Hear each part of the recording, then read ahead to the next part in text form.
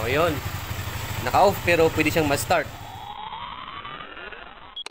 Hello mga kabasic, welcome again sa ating YouTube channel, Motorcycle Basic Mechanic, wherein we can learn repairs and tutorials and vlogs. Please subscribe and click the bell for the updates of our latest videos. Thank you so much and God bless everyone. Yes mga kabasic, welcome again sa ating channel. At ito meron tayo dito na Rossi 125 na kung saan ay ayaw ma-off yung kanyang ignition switch. Yan.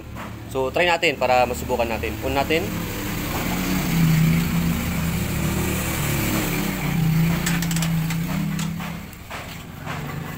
Neutral mo.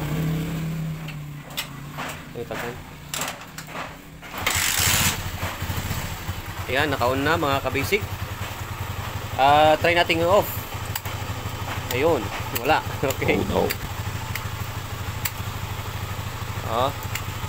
hindi siya na-off mga kabasic. At pwedeng manakaw ang iyong motor. No. Ayan. So, ibig sabihin may problema sa wiring nito. Okay, kahit i-off natin yan. Tapos pa-start natin mamaya. I-off naman lang muna natin. Clutch natin. Ayun. Tapos naka-off yan mga kabasic. Yan. Tapos andarin natin. Ma-start siya. O yun. Naka-off pero pwede siyang ma-start. What? So hindi talaga siya okay. Off natin ulit. Okay. So yan natin gagawin ngayon mga kabasic. So syempre pag ganito, itong Rossi 125 is primary operated na motor, hindi siya battery operated or yung regulator ang nagsusupply sa kanyang CDI at battery. Kundi meron siyang separate na kuryente patungo sa ating CDI. So meron siyang kill switch sa CDI ng yung ating motor. So ngayon, yung kill switch natin, pwede yun na naputol, okay?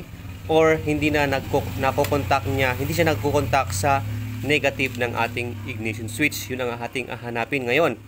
So, buksan natin itong kanyang ulo, dito sa ulo ng ating motor at tignan natin yung kanyang wiring sa baba. Alright.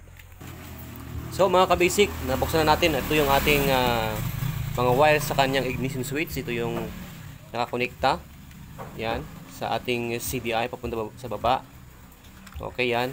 At meron tayong positive, siyempre, kill switch. At yung ating accessories wire at saka ground. So, dapat ito nagko-contact itong ground at saka itong kill switch natin sa papuntang CDI. Pero pag hindi ito nagko-contact, yung dalawa, pag in-off mo yung susi, hindi sila kasi namamatay. Okay? Kaya nang ating hanapin kung okay pa ba yung ito at saka ito. Okay? So, yung socket niya, yan, nakasakit pa siya sa kanyang ignition switch. So, alisin muna natin tapos insert natin. Baka nag-loose lang dito. Okay? Try natin.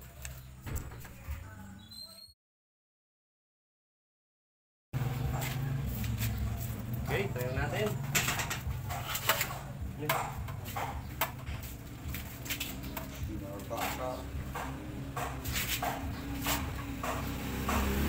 na siya agad. Agad pa rin.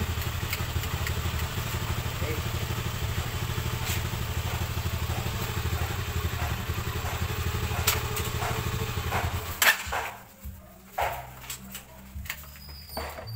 Okay, gamit na tayo ng tester para sure.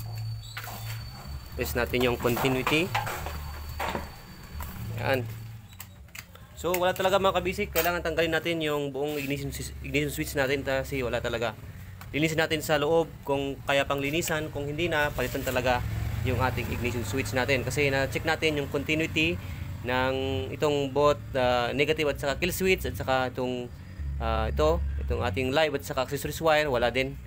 Ibig sabihin, nasa ignition switch ang problema. Okay, alisin natin.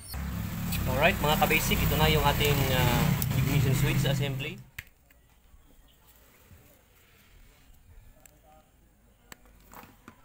Ito na mga kabasic. Ayan. So, may sulat na tayo. Okay. Ayan. So, ayan yung kanyang contact sa loob. Dito nagka-problema. Makita nyo naman na super corroded na siya. Hindi na siya maganda yung contact niya. yung ating negative at saka kill switch at saka yung positive at accessories wire. Kaya kahit dumidikit ito yung kanyang kapartner, yan, nag-i-slide yan dito. Yan. On off, on off, on off. Ganun. So linis tayo. Alright, mga ka-basic, ito na yung ating nalinisan. Yan, mga ka-basic. Okay na mga ka-basic, yung ating ignition switch contact. Yan. Yan, oh. Yan ang contact ng ating Rossi 125 TC125. Yan. Ito naman yung kanyang kasama. Ito. So, ganyan yung itsura ng ating ignition switch assembly ng Rossi. So, yun lang mga ka-basic. Salamat sa inyong lahat. Especially sa ating mga subscribers dyan. Shoutout sa inyong lahat. And sana matuto pa tayo sa pagre-repair. Thank you so much.